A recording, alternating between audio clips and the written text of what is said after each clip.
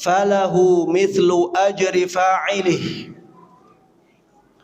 Barang siapa yang menunjukkan kepada amal kebaikan, maka bagi dia pahala seperti pahala orang yang melakukannya. Barang siapa yang menunjukkan kebaikan kepada seseorang, maka bagi dia pahala seperti pahala orang yang melakukannya. Apa hubungannya dengan anak? Hadis ini hadis yang umum. Ini tidak hanya berlaku pada anak, tapi berlaku pada semua orang. Tapi ini juga bisa kita praktekkan atau terapkan pada anak kita. Ketika kita menjadi sebab anak kita bisa beribadah kepada Allah Subhanahu wa taala dengan baik, maka kita akan mendapatkan pahala seperti pahala amalan anak kita, tanpa harus dia menghadiahkan pahala itu kepada orang tuanya. Secara otomatis seperti ini. Anak misalnya bisa membaca Al-Quran karena pengorbanan orang tua. Orang tua yang masukkannya dia ke sekolah, orang tua yang masukkannya dia ke pondok. Akhirnya anaknya mampu membaca Al-Quran dengan baik, mampu menghafalnya. Akhirnya dia baca Al-Quran itu, maka orang tuanya juga akan mendapatkan pahala yang sama seperti pahala anaknya tersebut. Karena orang tuanya yang menunjukkan anaknya kepada perbuatan baik itu. Ini menunjukkan bahwa anak itu investasi akhirat yang sangat luar biasa. Maka jangan sampai kita meninggalkannya, jangan sampai kita meremehkannya, jangan sampai kita melupakannya, melalaikannya. Kita harus benar-benar perhatikan pendidikan anak-anak kita. Baik. Dalil yang berikutnya yang menunjukkan bahwa anak merupakan investasi akhirat yang sangat istimewa adalah firman Allah Subhanahu wa taala. Ini saya akhirkan firman Allah ini karena ada perbedaan pendapat dalam penafsirannya. Ya, dan yang sesuai dengan tema kita adalah salah satu pendapat itu. Jadi ada beberapa penafsiran untuk firman Allah ini. Maknanya ya, ada sebagian yang memaknainya dengan makna lain. Firman Allah ini ada di surat At-Tur ayat 21. Allah Subhanahu wa taala berfirman, "Walladzina amanu wattaba'athum dzurriyyatuhum biiman alhaqna bihim dzurriyyatahum." Dan orang-orang yang beriman, orang-orang yang beriman ketika keturunan-keturunan mereka atau dzurriyyahnya mereka itu mengikuti mereka dengan keimanan, jadi kaum mukminin dzurriyyahnya mukminin juga, alhaqna bihim dzurriyyatahum, maka kami akan mempertemukan mereka dengan dzurriyyahnya mereka, dengan keturunan-keturunannya mereka. Alhaqna bihim dzurriyyatahum. Jadi Allah Subhanahu wa taala akan mengumpulkan kita bersama anak-anak kita. Ada dua penafsiran di sini. Atau bahkan lebih dari dua, tapi yang lebih terkenal dua penafsiran. Penafsiran yang pertama, dzurriyyah ini khusus untuk yang masih kecil. Anak yang masih kecil. Jadi anak yang masih kecil hukumnya ikut orang tuanya. Ini penafsiran yang dikuatkan oleh sebagian ulama ya, seperti Syekh Utsaimin ya, menguatkan penafsiran ini. Ibnu Qayyim rahimahullah menguatkan penafsiran ini. Ini khusus untuk anak-anak yang masih kecil, yang belum baligh. Maka dikumpulkan bersama orang tuanya. Ada penafsiran lain dinukil dari sahabat Ibnu Abbas, juga beberapa ulama.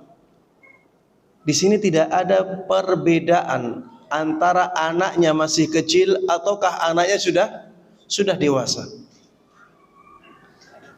Dan ini yang lebih dekat dengan tema kita, bahwa anak kita itu akan dikumpulkan bersama kita walaupun dia sudah dewasa. Walaupun dia sudah dewasa. Dan atas kemurahan Allah Subhanahu wa taala, apabila ternyata anak kita lebih mulia daripada kita, maka kita diangkat ke derajat anak itu. Apabila ternyata kita derajatnya di surga itu lebih rendah daripada anak kita, maka kita akan disatukan bersama anak kita di derajat yang tinggi tersebut. Ada riwayat dari sahabat Ibnu Abbas ketika menafsiri ayat ini. Beliau mengatakan, in kanal aba'u arfa'a darajatan minal abna, rafa'allahu al-abna ilal aba.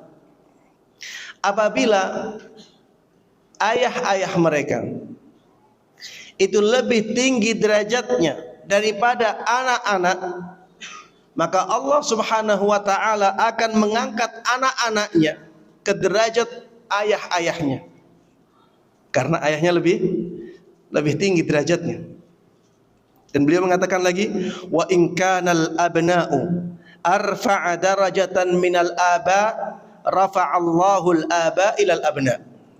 Tapi apabila yang lebih tinggi derajatnya adalah anak-anak, maka ayah-ayah mereka diangkat derajatnya sampai ke derajat anak-anaknya. Penafsiran ini sangat selaras dengan tema kita, bahwa anak adalah investasi akhirat yang sangat istimewa. Kalau kita bisa mendidik anak-anak kita menjadi lebih mulia daripada kita, lebih tinggi derajatnya di sisi Allah Subhanahu wa taala daripada kita, maka di akhirat nanti kita akan bersama anak-anak kita di derajatnya dia. Makanya berusahalah menjadikan anak sebagai anak yang benar-benar mulia di sisi Allah Subhanahu wa ta'ala. Yang keenam, dalil yang menunjukkan bahwa anak adalah investasi akhirat yang sangat istimewa adalah firman Allah Subhanahu wa ta'ala di surat Ar-Ra'd ayat 23. Allah Subhanahu wa ta'ala mengatakan, dan saya sampaikan di sini bahwa ayat ini menguatkan penafsiran yang kedua untuk ayat yang tadi, walladzina amanu wattaba'athum dzurriyyatuhum biimanin alhaqna bihim dzurriyyatahum. Penafsiran yang pertama itu khusus untuk anak kecil, penafsiran yang kedua umum, baik anaknya masih kecil ataupun sudah dewasa. Ayat yang kedua ini menguatkan penafsiran yang kedua, bahwa tidak ada perbedaan antara anak kecil dan anak yang sudah dewasa. Bunyi ayatnya, jannatu adnin yadkhulunaha, surga Adn, yadkhulunaha, yang dimasuki oleh kaum mukminin. Wa man salaha min abaihim wa azwajihim wa dzurriyyatihim, bersama mereka ayah-ayah yang saleh, istri-istri yang salehah, dan keturunan-keturunan yang saleh. Apa artinya? Artinya di surga nanti orang-orang itu akan disatukan dengan orang tuanya yang saleh, akan disatukan dengan istrinya yang saleh, akan disatukan dengan anak-anaknya yang saleh. Dan ini menunjukkan bahwa anak yang saleh itu adalah investasi akhirat yang sangat istimewa. Jadi ketika seorang mukmin disatukan dengan ayahnya, itu menunjukkan ya bahwa kalau ayahnya di derajat yang lebih rendah, maka akan diangkat derajatnya sehingga berkumpul dengan anaknya. Wal malaikatu yadkhuluna alaihim min kulli bab. Dan para malaikat itu memasuki atau masuk menemui mereka dari semua pintu. Ini kemuliaan yang sangat tinggi ya bagi ahli syurga. Mereka sangat dimuliakan oleh malaikat penjaga syurga.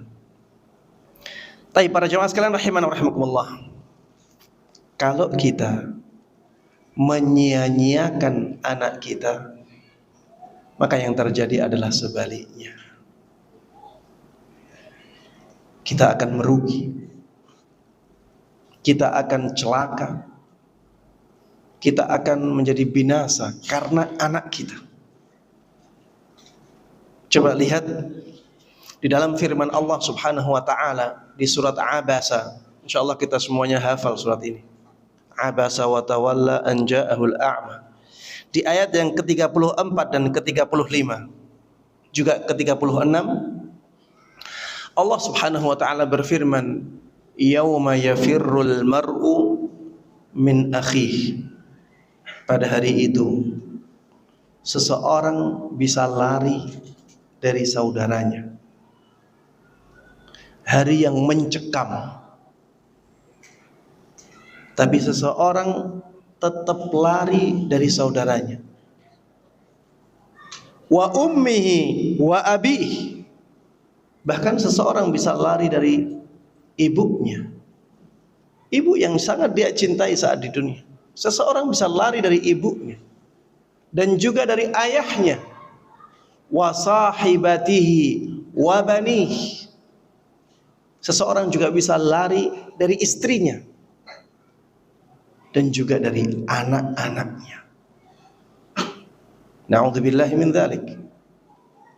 Para mufassirun ketika menafsiri ayat ini, mereka mengatakan itu karena mereka takut apabila dituntut karena kezaliman mereka. Ada orang yang menzalimi saudaranya sendiri, dan nantinya akan dituntut oleh saudaranya sendiri. Ada orang-orang yang menzalimi ayahnya. Ayahnya sendiri dizalimi oleh dia. Akhirnya ayahnya menuntut balas di akhirat nanti. Ada orang yang menzalimi ibunya. Ada orang yang menzalimi istrinya. Ada orang yang menzalimi anak-anaknya. Makanya para jemaah sekalian rahimani rahimakumullah, jangan sampai kita menjadi orang yang seperti ini. Dan di antara yang sangat mungkin untuk dizalimi oleh orang tua adalah anak-anak. Orang tua itu wajib mendidik anak-anaknya dengan baik. Allah Subhanahu wa taala mengatakan, ya ayyuhalladzina amanu qu anfusakum wa ahlikum nara. Wahai orang-orang yang beriman, selamatkanlah diri kalian dan selamatkanlah keluarga kalian dari siksa api neraka. Dan ini perintah. Dan pada asalnya perintah itu menunjukkan hukum wajib. Rasulullah sallallahu alaihi wasallam mengatakan, kullukum ra'in wa kullukum mas'ulun an ra'iyatihi. Setiap dari kalian adalah pemimpin, penggembala. Maksudnya pemimpin, karena penggembala itu pemimpin hewan-hewan yang dia gembalakan. Wa kullukum mas'ulun an ra'iyatihi. Dan setiap dari kalian akan ditanya tentang rakyatnya, tentang yang dia pimpin, tentang kepemimpinannya. Kita nanti akan ditanya bagaimana kita mendidik anak-anak kita. Apakah kita sudah menunaikan kewajiban untuk mendidik anak-anak kita, mengarahkan mereka kepada yang baik dan menjauhkan mereka dari yang buruk? Makanya anak itu di samping nikmat Dia juga apa? Tanggung jawab. Dia amanah. Dan kita akan ditanya tentang nikmat ini. Allah Subhanahu wa taala mengatakan, "Tsumma latus'alunna yawma idzin 'anin na'im." Sungguh kalian nantinya akan ditanya tentang sebuah kenikmatan yang kalian dapatkan. Kalau kita punya anak, ini kenikmatan, ini tanggung jawab, ini kewajiban yang harus kita tunaikan. Para jemaah sekalian rahimana wa rahimakumullah.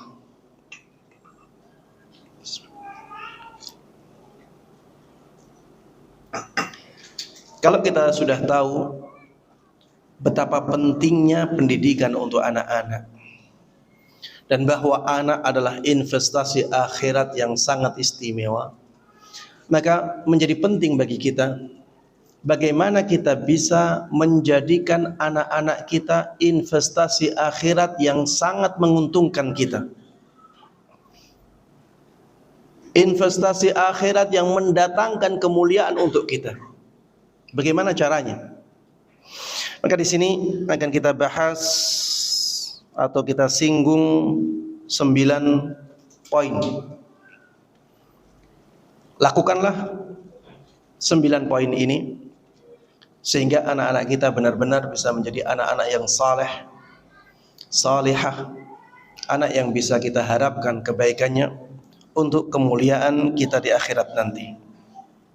Poin yang pertama, para jemaah sekalian rahimana wa rahimakumullah, doakan anak-anak kita.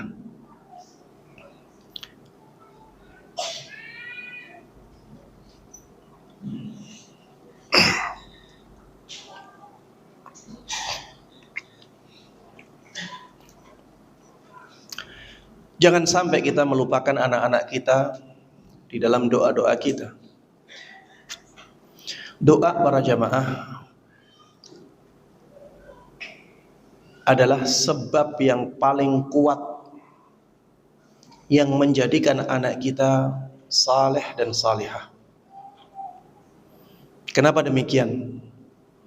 Karena tidak ada yang bisa menjadikan anak kita saleh atau salihah kecuali Allah Subhanahu wa taala. Dan kita bisa meminta kepada Allah Subhanahu wa taala agar menjadikan anak-anak kita saleh atau salihah. Agar Allah Subhanahu wa taala terus membimbing anak kita menjadi anak-anak yang baik.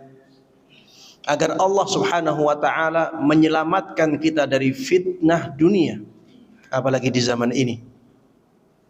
Para jemaah sekalian rahimanallah, zaman ini adalah zaman yang sudah sangat luar biasa ya, keburukan yang tersebar di dalamnya.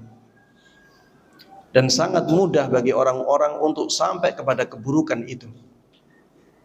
Di zaman dulu ya, sebelum ada media sosial, sebelum ada internet menyebar seperti zaman ini, kita ya, terutama yang sudah di atas 40 tahun ya, sulit ya mengakses sesuatu yang buruk ya. Walaupun bisa, tapi ada kesulitan. Kita harus berusaha dengan usaha yang kuat untuk sampai pada keburukan itu. Misalnya ya, tontonan-tontonan ya yang menampakkan aurat, mengumbar aurat ya. Misalnya film-film, berita-berita tentang yang tidak baik ya, dan seterusnya. Itu dulu sulit untuk diakses. Sekarang sangat mudah sekali masuk ke rumah-rumah, yaitu melalui handphone kita, melalui handphone yang kita kasihkan kepada anak-anak kita. Maka sangat tepat perkataan sebagian ulama yang mengatakan, laisal ajab mimman halak kaifa halak, walakinnal ajab mimman naja kaifa naja. Tidak mengherankan apabila ada orang yang binasa, bagaimana dia binasa. Tapi yang mengherankan adalah orang yang selamat, bagaimana dia masih bisa selamat? Kalau di zaman ini ada orang yang rusak, itu tidak mengherankan. Kenapa? Karena sebab kerusakan sangat kuat. Sebab kerusakan sangat mudah untuk mendatangi seseorang. Tapi yang mengherankan ketika masih ada orang-orang yang saleh di zaman ini, bagaimana dia bisa diselamatkan? Di tengah-tengah keburukan yang sangat luar biasa. Anak-anak kita juga demikian. Bahkan tantangan untuk anak-anak kita di hari-hari mereka yang mendatang itu tentunya akan lebih berat. Saya mendengar ada perzinaan di tingkat SD, jemaah.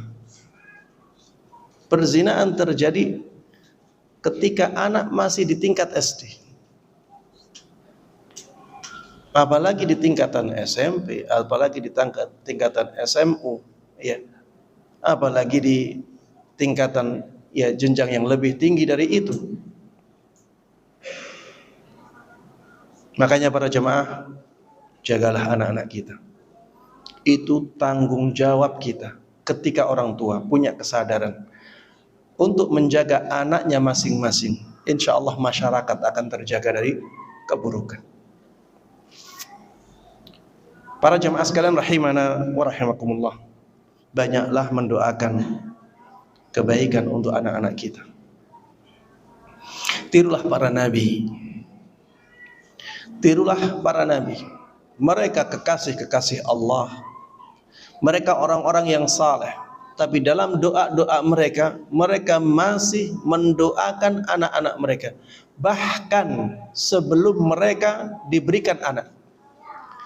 Doanya Nabi Ibrahim sebelum dikasih anak. Rabbi habli minas salihin. Wahai Rabbku, berikan aku anak yang saleh. Berikan aku anak yang saleh. Doanya Nabi Zakaria, Rabbi habli min ladunka dzurriyyatan thayyibah innaka sami'ud du'a. Wahai Rabbku, berikan kepadaku dari sisimu dzurriyyah yang baik, keturunan yang saleh. Innaka sami'ud du'a. Sesungguhnya engkau adalah zat yang maha mendengar doa.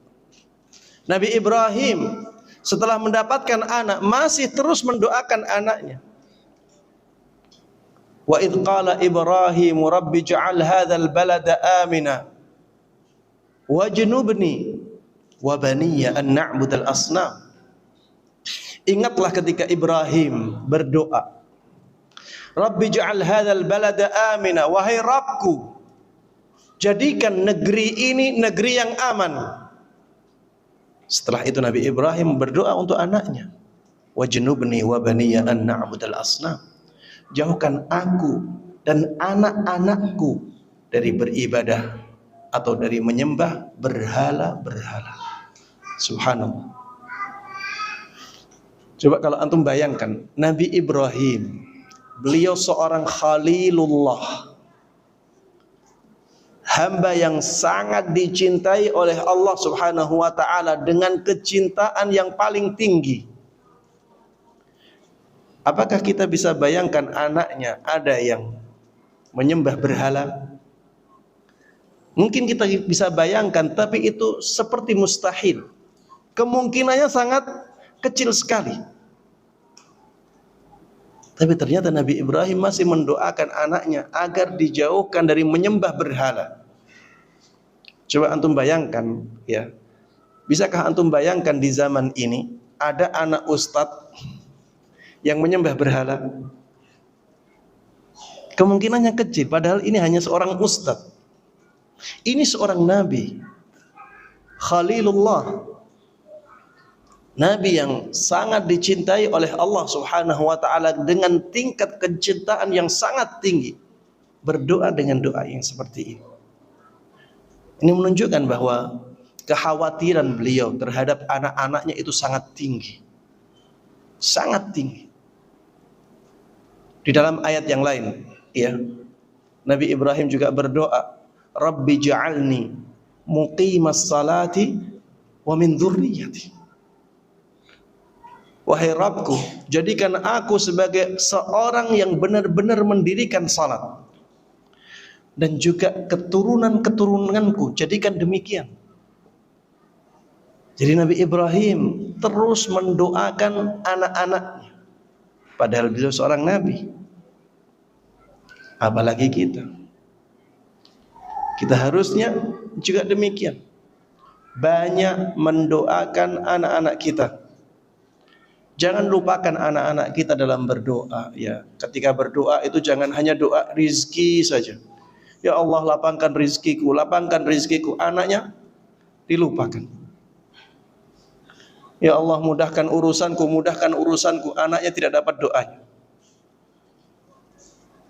Jamaah sekalian rahiman rahimakumullah, anak itu jauh lebih berharga daripada harta. Maka harusnya perhatian kita terhadap anak itu lebih besar daripada perhatian kita kepada harta. Jamaah sekalian rahimana wa rahimakumullah.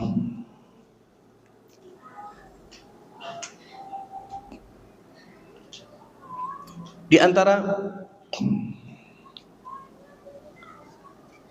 sebab yang bisa menjadikan anak kita anak yang saleh, sehingga dia bisa menjadi investasi istimewa kita untuk akhirat, adalah memberikan contoh yang baik. Berikan contoh atau suri tauladan yang baik untuk anak-anak kita. Anak itu sebagaimana dikatakan oleh seorang ulama, dia seperti adonan roti. Seperti adonan roti. Kita bentuk dengan bentuk apapun, maka adonan roti tersebut akan mengikuti apa yang kita inginkan. Anak juga demikian. Ketika kita arahkan kepada yang baik, maka anak akan menjadi baik. Ketika kita arahkan kepada yang buruk, maka anak akan menjadi buruk. Dia seperti adonan roti itu. Kalau dalam bahasa kita, anak itu seperti kertas yang putih. Kertas yang masih kosong dan dia warnanya putih. Kita kasih coretan apapun, maka coretan itulah yang ada di kertas itu. Kita kasih coretan ayat-ayat Al-Quran, maka ayat-ayat Al-Quran akan ada di kertas tersebut. Kita kasih coretan dengan coretan-coretan yang lain, atau mungkin kita kasih coretan benang kusut, maka yang terjadi adalah yang seperti itu. Anak kita juga demikian. Anak-anak kita yang masih kecil, ketika kita terus perdengarkan ayat-ayat Al-Quran, maka yang dia ulang-ulang adalah ayat-ayat Al-Quran. Sebaliknya, ketika kita terus perdengarkan kepada dia musik-musik, nyanyian-nyanyian, maka yang akan diulang-ulang oleh dia adalah nyanyian tersebut. Anak kecil, ketika kita ajarkan kepada dia kata-kata yang sopan, maka kata-kata yang sopan itu yang akan dia keluarkan untuk orang lain. Sebaliknya, kalau yang kita perdengarkan untuk anak kecil itu adalah umpatan-umpatan, maka yang keluar dari anak kecil itu juga demikian. Makanya para jemaah sekalian rahimanallah, kalau kita melihat ada anak kecil, ya, kata-katanya tidak baik, ada indikasi ini dari orang tuanya. Ada anak kecil misalnya, dia suka marah-marah, ada indikasi ini dari anaknya yang suka memarahi dia. Ya, saya katakan indikasi, ya, jangan dipastikan. Jangan dipastikan mengatakan ini pasti dari orang tua, belum tentu. Tapi ada indikasi ke sana. Bisa saja di rumahnya memang diperlakukan seperti itu. Akhirnya dia niru. dia perlakukan orang lain sebagaimana orang tuanya memperlakukan